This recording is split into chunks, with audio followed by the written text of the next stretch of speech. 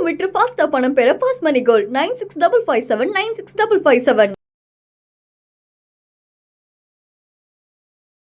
இந்தியாவை துண்டாட நினைக்கக்கூடிய சக்திகளோடு பேச்சுவார்த்தை நடத்திருக்காங்க காக்ரோச் ஜனதா பார்ட்டியினர். இங்க டாக்டிக்கலா இந்த டைம் அப்படிங்கிறது இந்தியாவுக்கு எவ்வளவு முக்கியம் தெரியும். இந்த பாரத தேசத்திற்கு எந்த அளவுக்கு முக்கியமான ஒரு நேரம் அப்படிங்கிறது எல்லாருக்கும் தெரியும்.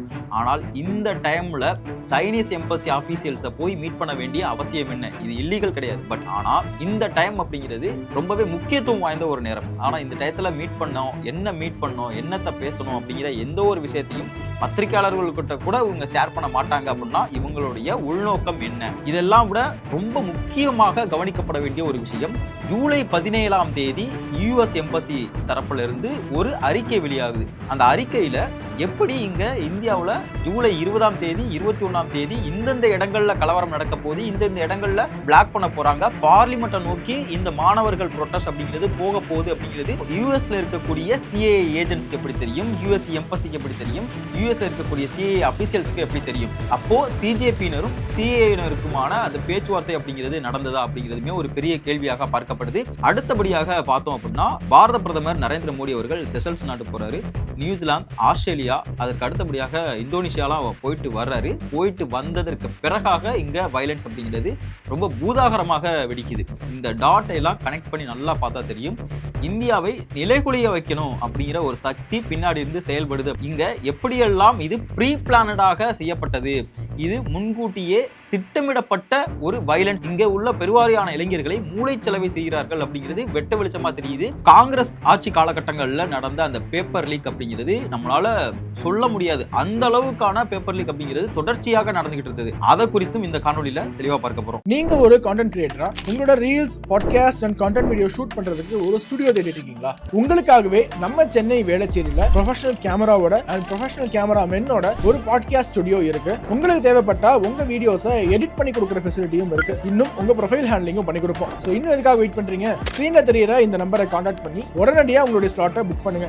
This is the one stop destination for your content creation journey. இந்தியாவை துண்டாட நினைக்கக்கூடிய வெளிநாட்டு சக்திகள் அப்படிங்கிறது பார்த்தோம்னா ஏராளமா இருக்காங்க. ஆனா அதுலயும் இந்த குர்பவந்த் சிங் பன்னூன் அப்படின்னு சொல்லக்கூடிய ஒரு நபர் தொடர்ச்சியாக இந்திய இறையாண்மைக்கு எதிராகவும் பாரத பிரதமர் நரேந்திர மோடி அவர்களுக்கு எதிராகவும் தொடர்ச்சியான கருத்துக்களை வைக்கிறத நம்மளால பார்க்க முடியும்.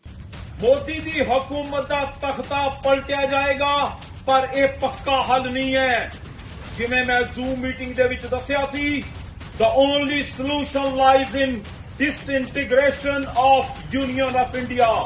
இந்த குர்பவந்த் சிங் பன்னூன் நேற்று ஒரு காணொலி வெளியிடுறார். அந்த காணொலியில அவர் தெளிவாக சொல்றாரு, நாங்க சிஜேபியினரோட கூட ஜூம் கால்ல மீட் பண்ணி பேசணும். இங்க இருக்கக்கூடிய சிஜேபியினருக்கு, அதாவது காக்ரோச் ஜனதா பார்ட்டியினருக்கு நாங்க 10 கோடி ரூபாய் கொடுத்திருக்கோம். எதற்காக? வளர்ச்சிக்காகவா? கிடையாது. இங்க இந்தியாவை துண்டாடுவதற்காகவும் இங்க பாரத பிரதமர் நரேந்திர மோடி அவர்கள் தலைமையிலான இந்த கவர்மெண்ட்டை நிலைகுலைய வைக்கணும், இந்த கவர்மெண்ட் ஃபால் ஆகணும் அப்படிங்கிறதுக்காக 10 கோடி ரூபாய் கொடுக்கப்பட்டது அப்படிங்கிறது வெளிப்படையாக அறிவிக்கிறார். அப்போ இதற்கான அக்கௌண்டபிலிட்டி என்ன?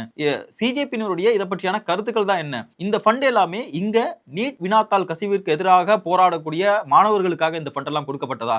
இல்ல, முழுக்க இந்தியாவுக்கு எதிரான செயல்களை திட்டமிட்டு செய்யணும் அப்படிங்கிற அந்த ஒற்றை காரணத்திற்காக இந்த ஃபண்ட் எல்லாம் கொடுக்கப்பட்டிருக்கு. இதை இந்த சிஜேபியினரும் கைகோர்த்து இதை பண்ணியிருக்காங்க. சோ இந்த விஷயங்கள் எல்லாமே திட்டமிடப்பட்டது அப்படிங்கிறது ரொம்ப தெளிவா தெரியுது. இதற்கெல்லாம் அடுத்தபடியாக ரொம்ப முக்கியமான ஒரு விஷயம் ஒன்று இருக்கு. பார்க்கக்கூடிய மக்களுக்கு என்ன ஒரு விஷயம் தெளிவு பெறாம இருக்கும் அப்படின்னா, இந்த மாதிரி ஃபண்டு கொடுக்கறதுனால எப்படிப்பா ஒரு கவர்மெண்ட்டை நிலைகுலைய வைக்க முடியும், எப்படி இங்க கவர்மெண்ட்டை ஆட்சியில இருந்து இறக்க முடியும் அப்படிங்கிற ஒரு கேள்வி எழலாம். அது எப்படி பண்ணுவாங்க அப்படிங்கிறதுக்கு உதாரணங்கள் நம்ம அண்டை நாடுகள், குறிப்பா ஸ்ரீலங்கா, மியான்மர், பங்களாதேஷ், நேபாள். ஸோ இங்கெல்லாம் எப்படியெல்லாம் ரெஜிம் சேஞ்ச் நடந்தது, எப்படி ஒரு கவர்மெண்ட்டை வீழ்த்தினாங்க, அங்கே எப்படியெல்லாம் ஒரு கலவரத்தை உண்டு பண்ணாங்க அப்படிங்கிறத நம்ம எல்லாரும் கண்கூடா பார்த்தோம். பாரத பிரதமர் நரேந்திர மோடி அவர்கள் செஷல்ஸ் நாடுக்கு பயணம் பண்றாரு. அதற்கு அடுத்தபடியாக இந்தோனேஷியா, ஆஸ்திரேலியா, நியூசிலாந்து இந்த நாடுகளுக்கெல்லாம் பயணம் பண்ணிட்டு திரும்ப இந்தியா வராரு. இந்தியா திரும்பின உடனடியாக இங்க வயலன்ஸ் அப்படிங்கிறது செய்யப்படுது. ஸோ இந்த விஷயங்கள் எல்லாத்தையும் நம்ம கனெக்ட் பண்ணி பார்க்கணும். குறிப்பா கிரேட் நிக்கோபார் ஐலாண்ட் ப்ராஜெக்ட். இந்த கிரேட் நிக்கோபார் ஐலாண்ட் ப்ராஜெக்ட் அப்படிங்கிறது இந்தியாவுக்கு எந்த அளவுக்கு முக்கியத்துவம் வாய்ந்தது அப்படிங்கிறத ஒரு முறை பார்த்தால் தெரியும். இந்த கிரேட் நிக்கோபார் ஐலாண்ட் ப்ராஜெக்ட் அப்படிங்கிறது $11 பில்லியன் செலவுல இது நடந்துகிட்டு இருக்கு. இங்க சர்வதேச வர்த்தக மையம், அதாவது டிரான்ஸ்ஷிப்மெண்ட் ஹப் வரப்போகுது, ஏர்போர்ட் வரப்போகுது. எல்லாருக்கும் தெரிஞ்ச ஒரு விஷயம். இது யாருக்கெல்லாம் ஒரு பாதகமான ஒரு சூழலை ஏற்படுத்தும் அப்படின்னா, சைனாக்கு இது ஒரு மிகப்பெரிய செக் பாயிண்ட். என்னன்னா இங்க தான் சைனாவினுடைய 80% வர்த்தகம், அதாவது ஆயில் வர்த்தகம் அப்படிங்கிறது ஸ்டேட் ஆஃப் மலாக்கா வழியாக தான் நடந்துகிட்டு இருக்கு. இந்த ஸ்டேட் ஆஃப் மலாக்காக்கு முன்னாடியே நிக்கோபார் ஐலாண்ட் அப்படிங்கிற ஒரு தீவு இருக்கு. அங்கதான் நம்மளுடைய அந்த டிரான்ஸ்ஷிப்மெண்ட் ஹப் அப்படிங்கிறது வரப்போகுது. ஸோ இது வந்துருச்சு அப்படின்னா இந்தியன் ஓஷன்ல இந்தியாவினுடைய ஆதிக்கம் அப்படிங்கிறது இன்னுமே மேம்படுத்தக்கூடும். அப்போ இந்த ப்ராஜெக்டை ஒரு நிலைகுலைய வைக்கணும் அப்படிங்கிறதோடைய எண்ணம் யாருக்கு இருக்கும்? சைனா மாதிரியான நாடுகளுக்கு இருக்கும், நம்ம வளரக்கூடாதுன்னு நினைக்கக்கூடிய நாடுகளுக்கு இருக்கும். ஆனால் இங்க இந்தியாவில் இருக்கக்கூடிய ஒரு நபருக்குமே இருக்கு. அது யாருங்கிறது மக்களுக்கே நல்லா தெரியும். இந்த கிரேட் நிக்கோபார் ஐஸ்லாண்ட் ப்ராஜெக்டை யார் போயிட்டு வீடியோ எடுத்து போட்டு இங்க பாருங்க அங்க இருக்கக்கூடிய மரங்கள் அழிக்கிறாங்க, காடுகள் அழிக்கிறாங்க, இயற்கை வளங்கள் அழிக்கிறாங்க அப்படின்னு போய் வீடியோ எடுத்து போட்ட நபர் யாருங்கிறது நல்லா தெரியும். அவர் வேற யாருமே கிடையாது, ராகுல் காந்தி அவர்கள். இங்க கவலைப்பட வேண்டியது நம்மள போட்டியாக நினைக்கக்கூடிய நாடுகள் தான் இந்த ப்ராஜெக்டை பத்தி கவலைப்பட வேண்டும். இங்க ராகுல் காந்தி ஏன் கவலைப்படுறாரு அப்படிங்கிறது மக்களுடைய பார்வைக்கே விடுறேன். ஸோ மக்களாகிய நீங்கள் இந்த புள்ளிகள் எல்லாத்தையும் இணைச்சு பார்க்கணும் அப்படிங்கிறதா நம்மளுடைய பார்வை. இங்க சோனம் வாங்சுக் செப்டம்பர் 26, 2025 காலகட்டங்களில் அவர் பேசின அந்த பேச்சு அப்படிங்கிறது இன்றைக்கு வைரல் ஆகிட்டு இருக்கு. தொடர்ச்சியாக நேபாள நடந்த வயலன்ஸ் குறித்தும் அரப் கண்ட்ரியில் நடந்தக்கூடிய அந்த புரட்சிகள் குறித்தெல்லாம் தொடர்ச்சியாக பேசிக்கிட்டு இருந்தாரு. பங்களாதேஷில் நடந்த அந்த ரெஜிம் சேஞ்ச், இப்படி தொடர்ச்சியாக இந்த விஷயங்களை பேசும்பொழுது இங்க நடக்கக்கூடிய இந்த ப்ரொட்டஸ்டுமே நம்ம கனெக்ட் பண்ணி பார்க்கணும் அப்படிங்கிறதான். இங்க ஆம் ஆத்மியா இருக்கட்டும், காங்கிரஸா இருக்கட்டும், தொடர்ச்சியாக வைக்கக்கூடிய குற்றச்சாட்டு என்ன? பேப்பர் லீக் ஆயிருச்சு, அதனால நீங்க ரிசைன் பண்ணணும். இவர்கள் காலகட்டங்கள்ல எவ்வளவு பேப்பர் லீக் ஆயிருக்கு அப்படிங்கிறத நம்ம ஒரு முறை பார்த்தால் தெரியும். 2006 முதல் 2014 வரைக்கும் நடந்த அந்த பேப்பர் லீக். 2006 காலகட்டங்கள்ல CBSE class 12 accountancy paper leak ஆகுது. அன்றைய காலகட்டங்கள்ல பிரதமராக இருந்தவர் திரு மன்மோகன் சிங் அவர்கள். அவர் எங்கேயாச்சும் நீங்க ரிசைன் பண்ண சொல்லியிருந்தீங்களா? இல்ல அவர் தான் ரிசைன் பண்ணாரா? இல்ல சோனியா காந்தி அவர்கள் அன்றைய காலகட்டங்கள்ல எம்பியாக இருந்த நபர்,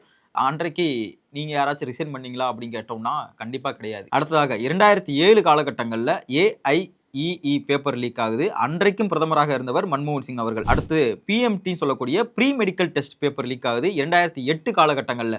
அன்றைக்கு பிரதமராக இருந்தவர் மன்மோகன் சிங் அவர்கள். யாராச்சும் எங்கேயாச்சும் ஒரு குரல் எழுந்திருக்குன்னு கேட்டோம்னா கிடையாது. யாரையும் நீங்க ரிசைன் பண்ண சொல்லவும் இல்லை.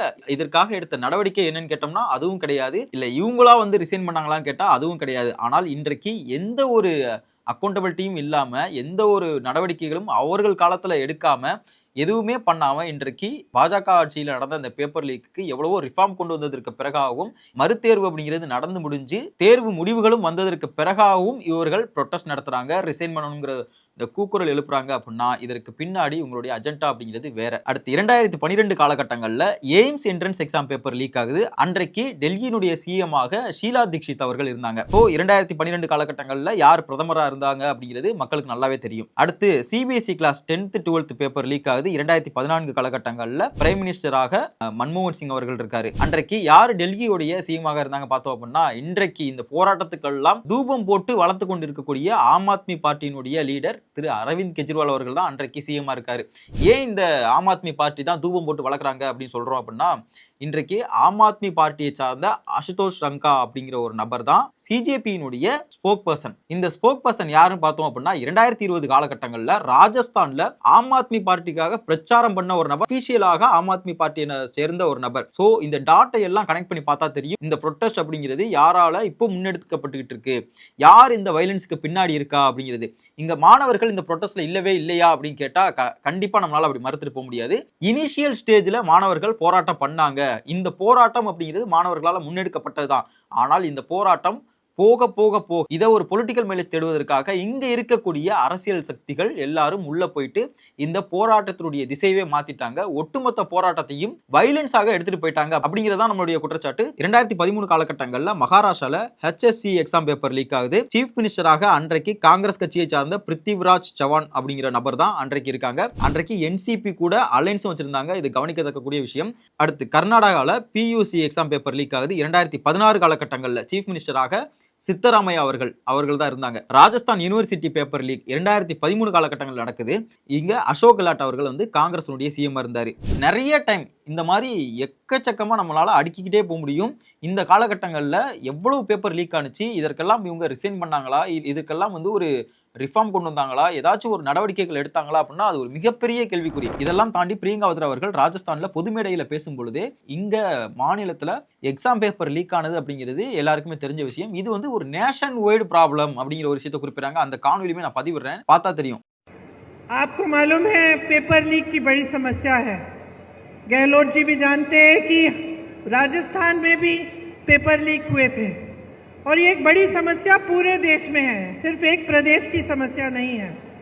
பிரியங்கா அவர்கள் குறிப்பிடுறாங்க இது நேஷன் ப்ராப்ளமா. ஸோ அன்றைக்கு உங்களுடைய அரசாங்கம் ராஜஸ்தான்ல நடந்துகிட்டு இருக்கு, அதனால அது வந்து நேஷன் ப்ராப்ளம். இது வந்து இந்தியா முழுக்க நடந்துகிட்டு இருக்கக்கூடிய ஒரு பிரச்சனை, அதனால இது வந்து ஒரு பெரிய அளவுல நம்மளால கட்டுப்படுத்த முடியல அப்படிங்கிறத ஓப்பன் ஸ்டேட்மெண்டா ஒத்துக்கிறாங்க. ஆனால் இன்றைக்கு ஒரு வினாத்தாள் கசிவு அப்படிங்கிறது நடந்து முடிஞ்சிருச்சு. அதற்கு பிறகாக பல நடவடிக்கைகள் நடந்து எடுத்தாலும் கூட இது வந்து பெரிய அளவுல ப்ராப்ளமா இங்க இவங்க உட்காந்து பேசிக்கிட்டு இருக்காங்க அப்படின்னா இவங்களுடைய நோக்கம் எல்லாமே வேற அப்படிங்கிறது மக்கள் புரிஞ்சுக்கணும். அதற்காக தான் பிரியங்கா வத்ரா அவர்கள் பேசினதையுமே நான் குறிப்பிடுறேன். இந்த வயலன்ஸ்க்கு பின்னாடி மிகப்பெரிய சதி இருக்கு. இங்க சிஏஏ வந்து இதுல முக்கியமான ஒரு ரோலை பிளே பண்றாங்கன்னு ஏன் சொல்றோம்னா, ஜூலை 17, 2026 இதை நான் வந்து டிஸ்பிளே பண்றேன்.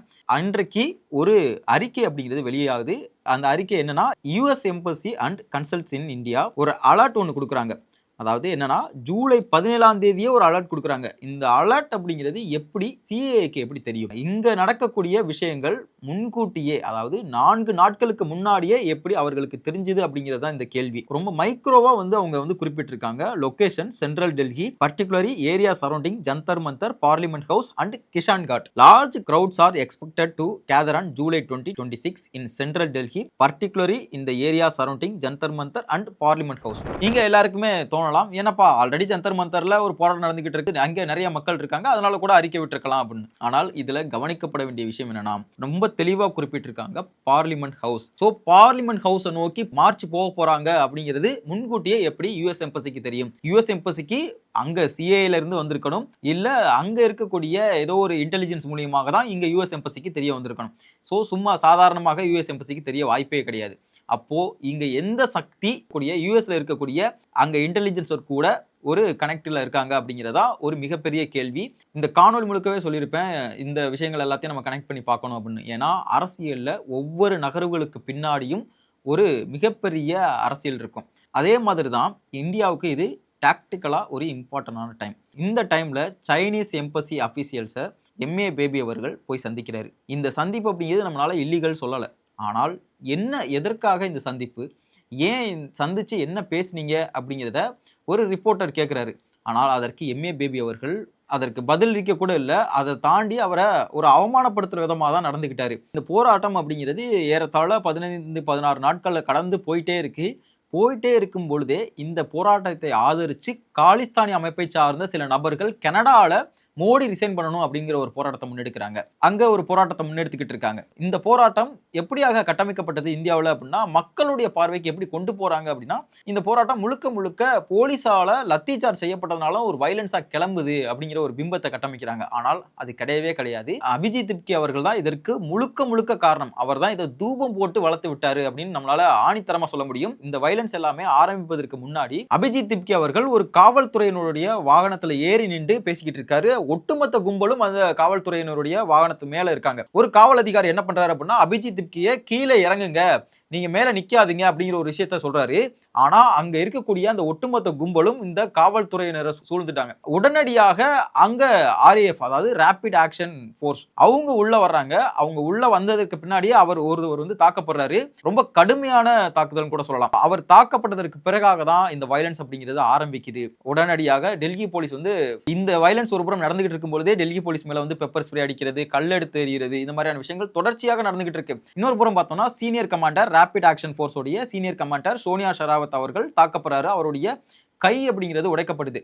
நம்ம இங்க நிறைய விஷுவல்ஸை பார்க்க முடியும். இங்க ஆன்டி விமனாக இந்த வயலன்ஸ் அப்படிங்கிறது தொடர்ச்சியாக நடத்தப்பட்டிருக்கு. அதாவது விமன், பெண்கள் வந்து தாக்கப்படுவது அப்படிங்கிறது இந்த வயலன்ஸ்ல தொடர்கதையாயிட்டு இருக்கு. ஒரு புறம் பார்த்தோம் அப்படின்னா பெண் பத்திரிகையாளர்கள் தாக்கப்படுவது, இன்னொரு புறம் பார்த்தோம் அப்படின்னா காவல்துறையை சார்ந்த பெண்கள் தாக்கப்படுவது, ரேபிட் ஆக்ஷன் போர்ஸ் துறையை சார்ந்த பெண்கள் தாக்கப்படுவது அப்படின்னு தொடர்கதையாவே வச்சிருக்காங்க. அங்க போன பெண்கள் ஹராஸ் செய்யப்பட்டிருக்காங்க அப்படிங்கிறதுமே குறிப்பிடத்தக்கது. அப்போ இங்க மாணவர்கள்ங்கிற போர்வையில யார் ஒளிஞ்சுக்கிட்டு இருக்காங்க அப்படிங்கிறது ரொம்ப தெளிவா தெரியுது. இன்னொரு விஷயம் என்ன குறிப்பிடணும் அப்படின்னா, எந்த ஒரு காம்படிட்டிவ் எக்ஸாமுக்கு படிக்கக்கூடிய மாணவர்களும் எந்த ஒரு போராட்டத்திலையும் போய் கலந்துக்க மாட்டாங்க. ஏன்னா அந்த போராட்டத்துல கலந்துக்கிட்டாங்க, அங்க போய் ஒரு வழக்கு வாங்கிட்டாங்க அப்படின்னா அவர்களுடைய ஃபியூச்சர் அப்படிங்கிறது கேள்விக்குள்ளாயிரும். ஏன்னா ஒரு வழக்கு வந்தா கூட அந்த காம்படிட்டிவ் எக்ஸாம்ல பாஸ் ஆனாலும் அவர்களால ஒரு பதவிக்கு போக முடியுமான்னு கேட்டா மிகப்பெரிய ஒரு கேள்விக்குறி. ஸோ எந்த ஒரு மாணவரும் இந்த போராட்டத்துல போய் கலந்துக்கிறதுக்கு விருப்பப்பட மாட்டான். ஏன்னா நேற்று நீட் தேர்வினுடைய டாப்பர் அவர் வந்து ஏஎன்ஐ கொடுத்த அந்த நேர்காணல்ல அவர் குறிப்பிடுறாரு, நான் ஏன் போராட போகணும், அந்த டயத்துல நான் படிக்க போவேன், அந்த டயத்துல படிச்சேன்னா அதிக மார்க் ஸ்கோர் பண்ண முடியும் அப்படிங்கிற ஒரு வார்த்தை வைக்கிறாரு. சோ இதுல இருந்தே தெரியும் தான் முன்னுக்கு வரணும்னு நினைக்கக்கூடிய எந்த ஒரு மாணவரும் இந்த போராட்டங்களை பெரிய அளவுல விரும்ப மாட்டார்கள் அப்படிங்கிறதா நம்மளுடைய வாதம். ஒரு காணொலியுமே வந்து பதிவிடுறேன், அந்த காணொலியை பார்த்தா தெரியும் இவர்கள் எல்லாம் மாணவர்களா, இவர்கள் எல்லாம் நீட்டுக்கு பயிற்சி பெறக்கூடிய மாணவர்களா, இவர்கள் நீட் எக்ஸாம் எழுதின மாணவர்களா அப்படிங்கிறது. बताओ क्या क्या मांग है यहाँ पे ये मांग है कि इसे इस्तीफा देना पड़ेगा मोहन यादव को। இப்போ நீங்க அந்த காணொலியை பார்த்திருப்பீங்க. அந்த காணொலியில ஒரு பத்திரிகையாளர் கேட்கிறாரு, பத்திரிகையாளரோ ஊடகவியலாளரோ அவர் கேட்கிறாரு, எஜுகேஷன் மினிஸ்டர் யாரு அப்படின்னு கேட்டா மோகன் யாதவா. யார் எஜுகேஷன் மினிஸ்டரும் தெரியாது, நீட்டுக்கு ஃபுல் ஃபார்ம் என்னன்னு தெரியாது, நீட் எக்ஸாமை யார் நடத்துறாங்கிறதும் தெரியாது. ஆனால் நீட்டுக்கு எதிராக போராடுவோம், நீட் எக்ஸாம் கொஸ்டின் பேப்பர் லீக்குக்கு எதிராக போராடுவோம் அப்படின்னு ஒரு கும்பல் சுத்திக்கிட்டு இருக்கு. இன்னொரு புறம் என்ன கேள்வி வைப்பாங்க அப்படின்னா, ஏன்பா நீட்டை பத்தி தெரிஞ்சாதான் போராடணுமா, ஏன் நீட் எக்ஸாம் எழுதினாதான் போராடணுமா அப்படிங்கிற ஒரு கேள்வி வைப்பாங்க. இதெல்லாம் நீட் எக்ஸாம் எழுதினாதான் போராடணுமா, நீட் எக்ஸாம் படிச்சாதான் போராடணுமான்னு கிடையாது. ஆனால் இங்க படிக்கக்கூடிய மாணவர்களை நீங்க மிஸ்லீட் பண்றீங்க அப்படிங்கிறதா நம்மளுடைய வாதம். இங்க ஒரு மாணவர் நீட் எக்ஸாமுக்கு படிச்சுக்கிட்டு இருக்காங்க அப்படின்னா நீங்க போய் உட்காந்து தெருவில் உட்காந்து நீட் எக்ஸாமுக்கு எதிராக போராடினா அந்த மாணவருடைய மனநிலை என்னவா இருக்கும்? இந்த ஒட்டுமொத்த காணொலியுடைய நோக்கம் என்ன அப்படின்னா, இப்ப இவர்கள் நடத்திட்டு இருக்கக்கூடிய இந்த நாடகம் அப்படிங்கிறது தேவையில்லாத ஒரு போராட்டம் அப்படிங்கிறதா நம்மளுடைய வாதம். ஏன்னா ஒரு நீட் தேர்வு வினாத்தாள் கசிவு அப்படிங்கிறது நடந்து முடிஞ்சிருச்சு. நடந்து முடிஞ்சதற்கு பிறகாக ஒரு தேர்வு வச்சு அந்த தேர்வுக்கான முடிவையும் வெளியிட்டாங்க. அதை நிறைய மாணவர்கள் கொண்டாடியும் தீர்த்துட்டாங்க. ஆனால் இதற்கு பிறகாகவும் ஒரு கும்பல் இங்கே உட்காந்துக்கிட்டு நீட் தேர்வு வினாத்தாள் கசிவுக்கு எதிராக நாங்கள் போராடுவோம் அப்படின்னா அது அர்த்தமற்றது அப்படிங்கிறது தான். ஸோ மக்களாகிய நீங்கள் இந்த போராட்டத்தை பற்றியும் இந்த போராட்டத்தில் எழுப்பக்கூடிய தேசத்திற்கு எதிரான முழக்கங்களை பற்றியும் என்ன நினைக்கிறீங்க அப்படிங்கிறத கமெண்ட்ல சொல்லுங்க. நன்றி. உலக தமிழ் சொந்தங்களுக்கு வணக்கம். நான் ராஜவேல் நாகராஜன். பேசு தமிழா பேசு வலையொலியுடைய வளர்ச்சிக்கு நீங்களும் உறுதுணையாக இருக்கணும்னு நினச்சிங்கன்னா இந்த வீடியோடைய டிஸ்கிரிப்ஷனில் இருக்கக்கூடிய ரேசர் பே லிங்கை கிளிக் பண்ணுங்கள். அந்த லிங்க்கில் போயிட்டு உங்களுக்கு விருப்பமான தொகையை பேசு தமிழா பேசுவனுடைய வளர்ச்சிக்கு உங்களுடைய பங்களிப்பாக நீங்கள் கொடுக்கலாம். நன்றி, வணக்கம்.